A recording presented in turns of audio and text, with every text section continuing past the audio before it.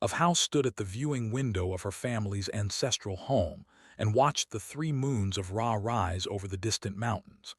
The purple light of the setting sun painted the sky in shades of violet and deep blue, and the ancient forests that covered the valley below swayed gently in the evening wind. It was a beautiful sight, one she had known since childhood, and yet tonight it brought her no peace. Behind her, she could hear her mother packing. The sharp click of taloned feet against the stone floor had been going on for nearly an hour now, ever since had made her announcement. Her father sat in his carved throne of blackwood, silent and still as a statue, his golden eyes fixed on some point in the distance that only he could see. Turned to face them both. She was tall, even by standards, nearly 3 meters from the crown of her scaled head to the floor. Her scales were the deep green of her mother's line, touched with gold at the edges in the pattern of her father's house. She was considered beautiful among her people, a warrior of exceptional skill, a daughter any noble family would be proud to claim. And she had just told her parents that she intended to marry a human. "You cannot be serious," her mother said for perhaps the 20th time. Lady of House was smaller than her daughter but no less imposing. Her scales were darker, almost black in certain lights, and her eyes held a sharpness that had made diplomats and warriors alike step carefully in her presence. "A Terran, a human. Have you lost your mind?" "I love him," said simply. Love. Her father spoke for the first time since her announcement. Lord was old, nearly 800 years by Terran counting, and his scales had faded to a pale silver that spoke of wisdom and experience. He had led armies in his youth. He had conquered 3-star systems for the glory of the Empire. And now he sat in his throne and looked at his daughter as if she were a stranger. "You speak of love as if it were reason enough to throw away everything you are. Is it not?" "No." Lord rose from his throne, and despite his age, he moved with the fluid grace of a predator. "Love is a luxury, daughter. It is something the weak indulge in because they have nothing else. We are warriors. We do not marry for love. We marry for strength, for alliance, for the continuation of bloodlines that stretch back 10,000 years." "And what has that gotten us?" asked. She knew she was pushing, knew she was treading on dangerous ground, but she could not stop herself. "Our bloodlines are ancient, yes. Our strength is legendary, but our empire is dying, father. The young leave to seek their fortunes among the stars. Our birth rates decline with each generation. We cling to our traditions while the galaxy moves on without us." "And you think marrying a human will change that?" Lady's voice dripped with contempt. "A creature that lives for what, 80 years, 100 if they are lucky. You will watch him grow old and die while you are still in the prime of your life. Is that what you want?" Closed her eyes. This was the part she had tried not to think about, the truth that lurked in the shadows of her heart. Daniel would age. Daniel would die. And she would go on, year after year, century after century, carrying the memory of him like a wound that would never heal.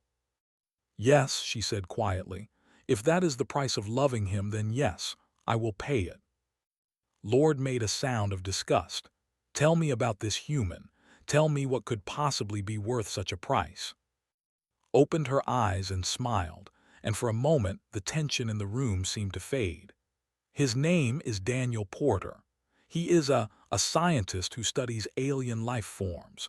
He works aboard the research vessel Distant Horizon, cataloging plant species from unexplored worlds." "A scientist." Lady pronounced the word as if it were an insult. "Not even a warrior, not even someone with useful skills, a man who plays with plants." "He is brilliant," said, ignoring her mother's tone. "He has discovered 17 new species in the past year alone. His research has led to breakthroughs in medicine and agriculture that have benefited dozens of worlds. He is respected throughout the scientific community." "And physically," Lord asked, "what does this brilliant scientist look like?" Hesitated. This was the part she had been dreading. "He is small by our standards. He barely reaches my shoulder. His skin is soft without scales or armor. He has no claws, no fangs, no natural weapons of any kind. The silence that followed was worse than any words could have been. "A runt," Lady finally said. "You have chosen to marry a runt from a species of runts, a creature that a child could kill with a careless blow. This is what you bring to our house." "He is not a runt," said, feeling her temper rise despite her best efforts. "He is human. They are all like this. Their world did not shape them for physical combat the way ours did. They evolved differently." "They evolved to be prey," Lord said flatly. "I have studied humans, daughter. I know what they are. Soft, fragile things that die from infections our bodies would not even notice. They cannot survive in vacuum for more than a few seconds. They require constant temperature regulation or their organs fail. They are, by any objective measure, one of the weakest species to ever achieve interstellar travel." "And yet they have achieved it," pointed out. "They have spread across hundreds of worlds. They have built an economy that rivals our own. They have survived and thrived despite all their physical weaknesses." "Survived?" Lord's voice was cold. "Like vermin survive, by breeding quickly enough to replace their losses, by hiding from those who would prey upon them. This is not strength, this is desperation." Felt something snap inside her. She had expected resistance. She had expected disappointment. But this contempt, this casual dismissal of the man she loved, was more than she could bear. "I did not come here to ask your permission," she said, her voice hard. "I came here to inform you of my decision. Daniel and I will be married at the turning of the next season. You are welcome to attend if you wish. If you do not, I will understand." She turned and walked toward the door, her taloned feet clicking against the stone floor in a rhythm that matched the pounding of her heart. "If you do this," Lord called after her, "you will no longer be welcome in this house. You will be struck from the rolls of house. You will have no family, no heritage, no name." Stopped at the door, she did not turn around. "Then I will build a new family," she said. "With Daniel. And our children, if we are blessed with any, will know that their mother loved their father enough to give up everything for him." She walked out into the purple twilight, and the door closed behind her with a sound like a tomb sealing shut. The journey back to Neutral Station 12 took 3 days by standard transport. Spent most of that time in her cabin, staring at the walls and trying not to think about what she had lost. Her family, her name, her heritage. 800 years of history erased with a single conversation. But every time the weight of that loss threatened to crush her, she would think about Daniel, about his smile, about the way his eyes lit up when he discovered something new, about the warmth of his hand in hers, so small and fragile and somehow perfect. She loved him. She had known it from almost the first moment they met, though it had taken her months to admit it to herself. A noble, in love with a human scientist. It sounded like the setup for a bad joke, the kind of story her cousins would have mocked around the evening fire. But it was not a joke, it was her life, and she would not apologize for it. Neutral Station 12 was a massive structure, a cylinder of metal and glass that hung in the void between 3 major trade routes. It was home to nearly 2 million beings of 100 different species, a place where the laws of any single world held no power and deals of all kinds could be made without interference. Had been stationed here for the past year, serving as a security liaison for the diplomatic mission. It was considered a minor posting, something given to young nobles who needed to learn the ways of the wider galaxy before taking on more important responsibilities. She had accepted it without complaint, seeing it as an opportunity to prove herself. She had not expected to fall in love. The distant horizon was docked at berth 47 when transport arrived. It was a small ship by interstellar standards, designed for long-range exploration rather than combat or commerce. Its hull was painted in the neutral gray of the United Scientific Alliance, and its registration codes marked it as a non-military vessel entitled to safe passage through most contested regions. Made her way through the crowded corridors of the station, past merchants hawking their wares and travelers hurrying to catch their connections. She drew looks wherever she went, as she always did. Were not common on Neutral Station 12, and her warrior's bearing made her stand out even among her own kind. She found Daniel in the Botanical Research Bay, exactly where she had expected him to be. He was bent over a cultivation tank, muttering to himself as he adjusted the nutrient flow to a cluster of purple flowers that did not recognize. His lab coat was stained with soil and something that might have been sap, and his hair was disheveled in the way it always got when he had been working for too long without rest. He was, she thought, the most beautiful thing she had ever seen. "You're back," he said without looking up. He always knew when she was there somehow. It was one of his many small mysteries. How did it go? Stepped into the lab and let the door slide shut behind her, about as well as expected. Daniel finally looked up and his face fell when he saw her expression. That bad. "I have been disowned, struck from the family roles. I am no longer of house. I am simply a without name or heritage."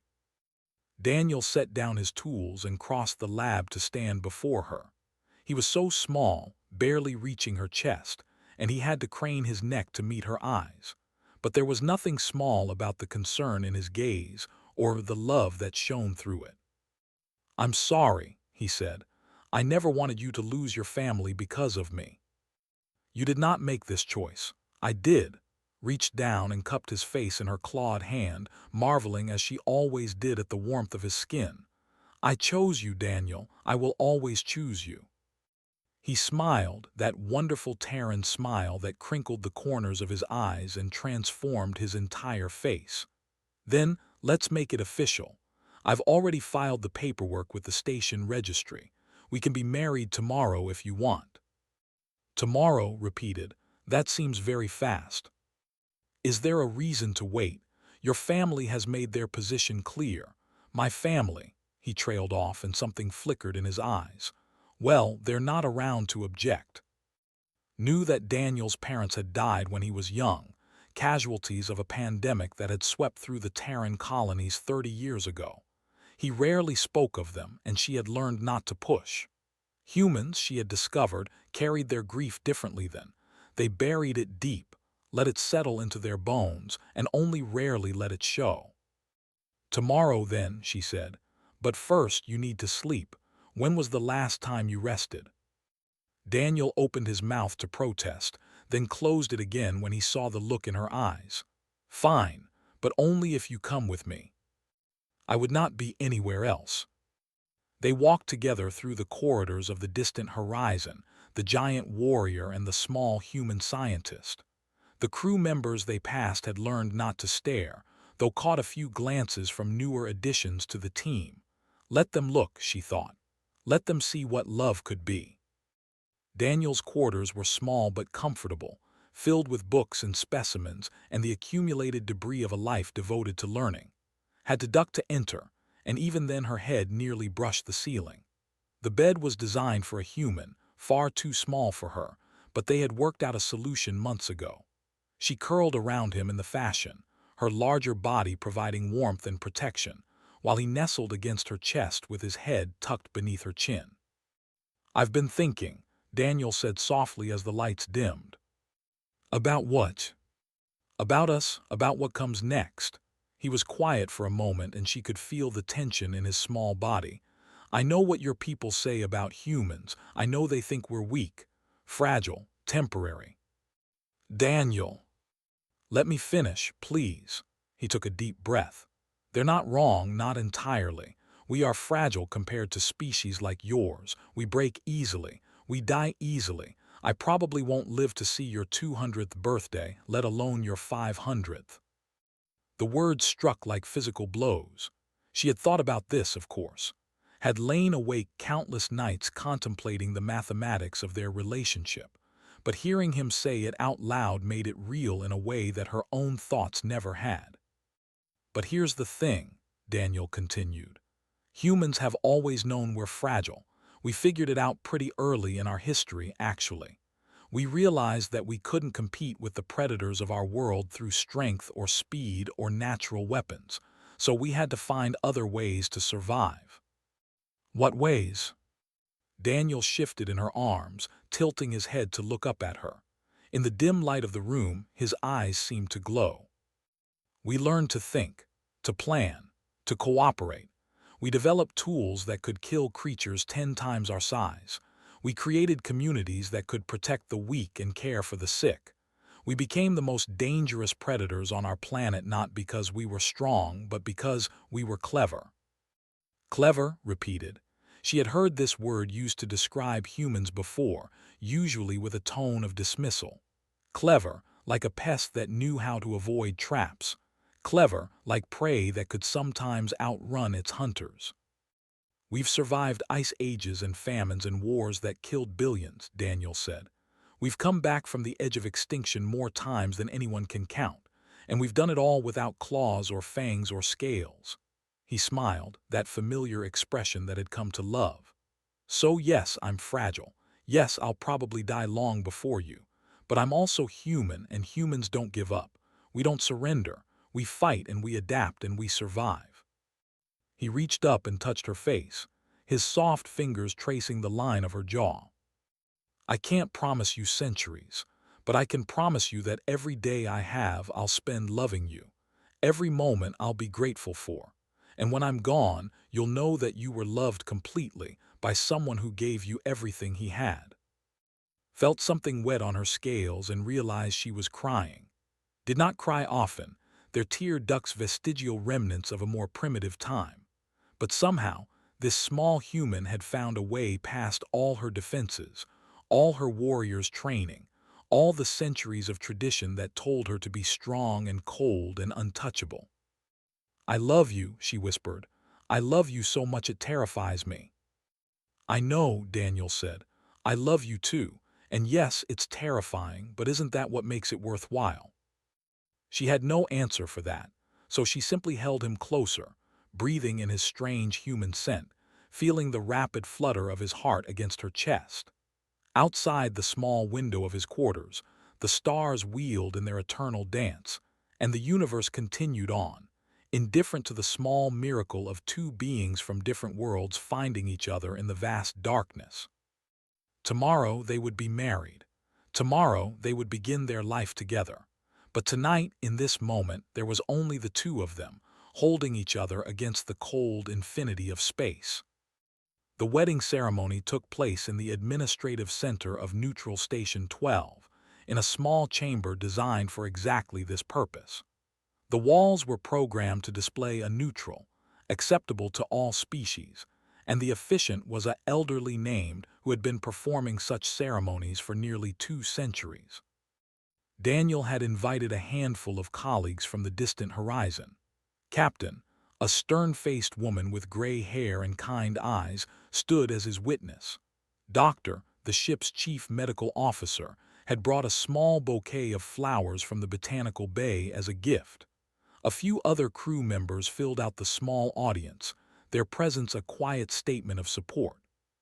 Had invited no one. There was no one to invite. She stood before the altar in traditional wedding attire, a flowing robe of deep green that matched her scales. Daniel wore a simple human suit, black with a white shirt, and somehow managed to look both nervous and determined at the same time.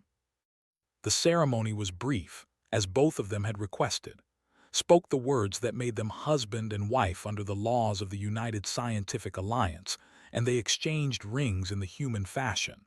His ring was a simple band of silver, sized for her massive clawed finger. Daniel's was gold, delicate and warm against his skin. When they kissed, had to bend nearly in half to reach him. She heard someone in the audience laugh, a gentle sound without mockery, and found that she did not mind. Let them laugh. Let them see the ridiculousness of it. A giant warrior and a tiny scientist pledging their lives to each other. It was absurd. It was wonderful. I present to you, announced, and Daniel Porter joined in marriage under the stars. The small audience applauded, and Daniel squeezed hand with surprising strength. "How does it feel to be married?" he asked. Considered the question. She had expected to feel different somehow, transformed by the ceremony into something new, but she felt the same as she had yesterday and the day before that. She felt like herself, only more so. "It feels right," she said finally. "It feels like coming home." The reception was held in the distant horizon's common room, decorated with strings of lights and flowers from Daniel's collection. Someone had managed to find wine, a rare vintage that burned pleasantly in his throat, and the humans passed around bottles of something they called champagne that fizzed and bubbled in their glasses. Captain gave a speech about Daniel's work on the ship, praising his dedication and his genius in equal measure. Doctor told embarrassing stories about Daniel's early days on the crew, when he had accidentally released a colony of phosphorescent beetles into the ventilation system and turned the entire ship into a light show for 3 days. Listened to it all with a feeling of warmth that had nothing to do with the wine. These people cared about Daniel. They had welcomed her into their community without hesitation, without judgment. They were, she realized, the closest thing to a family she had now. "You're being quiet," Daniel said, appearing at her side with a fresh glass of wine. "I am listening, learning." She accepted the wine and took a careful sip. "Your colleagues speak highly of you. They're being generous. I'm pretty sure half of them still haven't forgiven me for the beetle incident." "It sounds like it was quite spectacular." "The lights were beautiful," Daniel admitted, "for about 10 minutes. Then they got into the food stores and things got complicated." Laughed, a deep rumbling sound that made the nearby humans look up in surprise. Laughter was not a common thing, and she supposed it must sound strange to them. But Daniel just smiled, looking pleased with himself. "I like making you laugh," he said. "It's one of my favorite things." "Then I will try to laugh more often." The celebration continued late into the evening, until finally the guests began to drift away to their own quarters. Captain was the last to leave, pausing at the door to look back at them with an expression that could not quite read. "Take care of each other," she said. "The universe is big and dark and dangerous, but it's a little less so when you have someone to share it with." "We will," Daniel promised. "Thank you, Captain." When they were finally alone, Daniel collapsed onto the couch with a sound of exhaustion. "I had no idea getting married was so tiring." "You are not used to social gatherings." Sat beside him, careful not to crush the furniture with her weight. "Your natural habitat is the laboratory." Guilty as charged. He leaned against her, his head resting against her arm. "But I'm glad we did this. I'm glad we made it official." "So am I." They sat in comfortable silence for a while, watching the stars through the common room's viewing window. The distant horizon was scheduled to depart tomorrow, heading out to a newly discovered system where surveys had indicated the presence of unique plant life. Daniel would have months of work ahead of him, cataloging and studying his finds. Would continue her role as the ship's security officer, protecting the crew from whatever dangers the galaxy might throw at them. It was not the life she had imagined for herself. As a child, she had dreamed of leading armies, of conquering worlds in the name of the Empire. She had trained for war, prepared for glory, expected to die in battle with honor and be remembered in the songs of her people. Instead, she had found love. She had found Daniel, and somehow, impossibly, that was better. "What are you thinking about?" Daniel asked. "The future, our future." "Is it a good future?" Considered the question. She thought about all the challenges they would face, all the obstacles their different species and would create. She thought about the prejudice they would encounter, the judgment of those who could not understand their love. She thought about the inevitable end, the day when Daniel would close his eyes for the last time and leave her alone in a universe that would never again hold his light. But she also thought about all the days between now and then. The laughter and the tears, the discoveries and the quiet moments, the joy of waking up beside him every morning, the comfort of his presence in her life. Yes, she said finally, I think it will be a very good future. Daniel smiled and closed his eyes, settling more firmly against her. Within minutes, his breathing had slowed and deepened, and knew he had fallen asleep. She did not mind. She would hold him while he rested, guard him while he was vulnerable, protect him as she had protected no one before. It was her duty now, her privilege, her joy. She was his wife, he was her husband, and together they would face whatever the universe had in store. The first months of their marriage were a honeymoon of sorts, though not the kind that humans typically experienced. There were no beaches or luxury resorts, no romantic dinners or sightseeing tour. Instead, there was the vast emptiness of space, the sterile corridors of the distant horizon, and the endless wonder of discovery. Daniel thrived in his work. The new system they were exploring proved to be a botanical paradise, home to thousands of plant species that had never been cataloged before. He spent his days in a haze of joyful obsession, collecting samples, running experiments, filling notebook after notebook with observations and theories.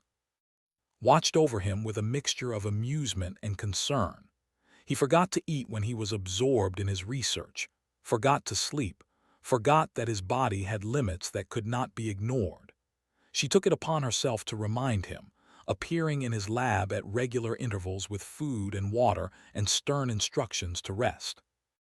"You're worse than my mother," Daniel complained one day, after she had practically carried him to bed after a 36-hour research binge. "Your mother is not here. I am," tucked the blankets around him with surprising gentleness for someone with clawed hands, "and I will not have my husband collapsing from exhaustion. I was close to a breakthrough. The breakthrough will still be there tomorrow. Sleep now." He grumbled but obeyed, and within moments he was unconscious. Stayed beside him for a while, watching the rise and fall of his chest, marveling at the complexity of the creature she had married. Humans were strange beings. They pushed themselves to the brink of destruction in pursuit of their goals, ignoring the warnings of their own bodies. They took risks that no sensible species would consider, driven by curiosity or ambition or simple stubbornness. They were, by any rational measure, their own worst enemies. And yet there was something admirable in it, something that, with her warrior's training, could understand. Daniel's dedication to his work was not so different from a soldier's dedication to duty. He fought his battles in the laboratory rather than on the field, but he fought them with the same intensity, the same unwillingness to surrender.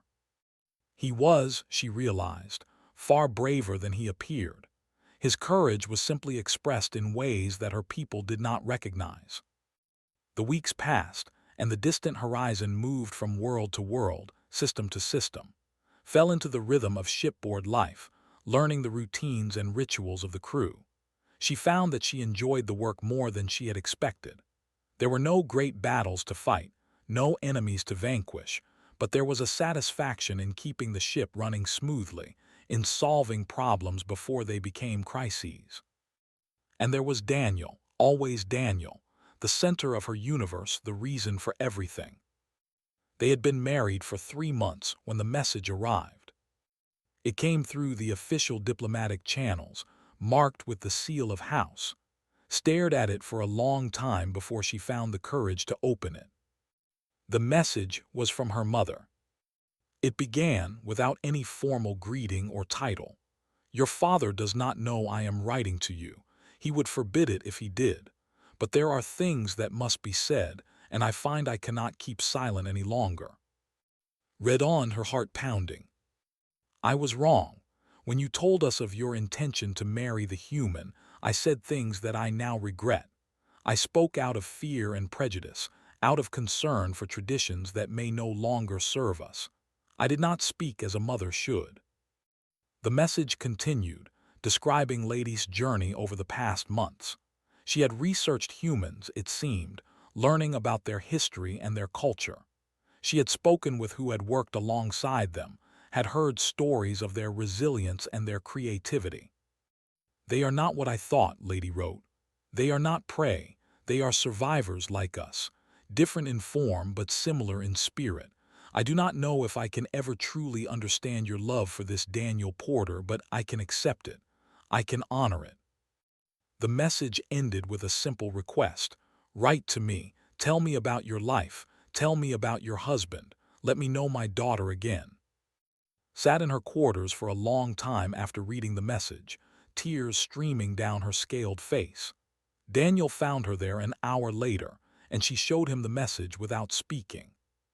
He read it carefully, his expression thoughtful. "What are you going to do?" he asked.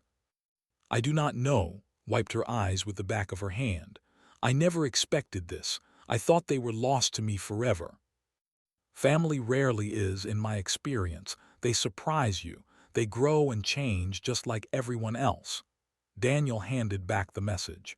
"But the choice is yours. I'll support whatever you decide." Looked at the message in her hands, at the words her mother had written. Apology. Acceptance. A bridge being built across the chasm she had thought. "I will write to her," she said finally. "I will tell her about you, about us, about the life we are building together." Daniel smiled. "Then I should probably clean up the lab before you take pictures. I don't want my mother-in-law's first impression to be of the Beetle incident aftermath." Laughed, and the sound echoed through the small quarters like music. "She would probably approve. She has always appreciated chaos. Like mother, like daughter. Do not push your luck, husband." But she was smiling as she said it, and Daniel knew that everything would be all right. The correspondence with Lady continued over the following months, growing from tentative exchanges to something approaching warmth. Mother asked endless questions about Daniel, about their life together, about the worlds they had visited and the wonders they had seen. She seemed genuinely interested, genuinely trying to understand. Lord remained silent, refusing to acknowledge existence. But Lady assured her that he had softened somewhat, that he no longer spoke of his daughter with anger. It was not forgiveness, not yet, but it was a start. 6 months into their marriage, the distant horizon received new orders. They were to proceed to the outer territories, to a region of space that had only recently been opened to scientific exploration. The journey would take them far from civilized space, into regions where pirate clans and hostile species made travel dangerous even for well-armed vessels. Captain gathered the crew in the common room to brief them on the mission. "I won't lie to you," she said, her face grim. "This is a dangerous assignment. The outer territories are lawless, and our ship carries no weapons. We'll be relying on our neutral research status to protect us, but there are those out there who don't care about such things." She looked around the room, meeting each crew member's eyes in turn. "If anyone wants to transfer off before we depart, I'll understand. There's no shame in choosing safety over risk." No one moved. No one spoke. The crew of the distant horizon knew the dangers, and they had chosen to face them together. Felt a surge of pride in these strange, soft beings. They were not warriors, most of them. They were scientists and technicians, explorers and researchers. But they had courage, every one of them. They had the same stubborn refusal to surrender that Daniel had spoken of on their wedding night. Perhaps, she thought, humans were stronger than anyone gave them credit for. The journey to the outer territories took 3 weeks. Spent the time drilling the crew on emergency procedures, ensuring that everyone knew what to do in case of attack. She inspected the ship's defenses, such as they were, and found them woefully inadequate. The Meteor defense system was designed to handle rocks, not raiders. The hull plating was thin, optimized for weight and efficiency rather than protection. If they were attacked, they would have almost no way to fight back. She expressed her concerns to Captain, who listened with a weary expression. "I know," the captain said. "I've been making the same report to Alliance Command for years, but research vessels don't get military upgrades. We're supposed to avoid conflict, not engage in it. And if conflict finds us, then we rely on your skills, officer." Captain smiled, but there was no humor in it. "And we pray."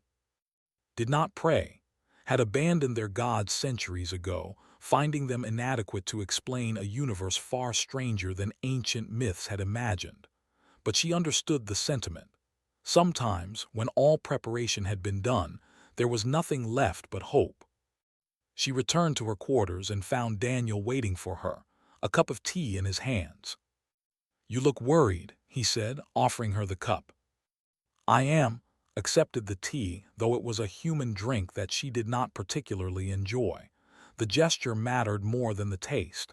This region of space is dangerous. We are not equipped to defend ourselves. We have you. One warrior against an entire pirate clan. The odds are not favorable. Daniel set down his own cup and moved closer, reaching up to touch her face. "I've been doing some research of my own about the clans that operate in this region, their tactics, their weaknesses, their preferred targets." "Why?" "Because knowledge is power." He smiled, that familiar expression that always made his heart skip. "Humans have known that since we figured out how to make fire.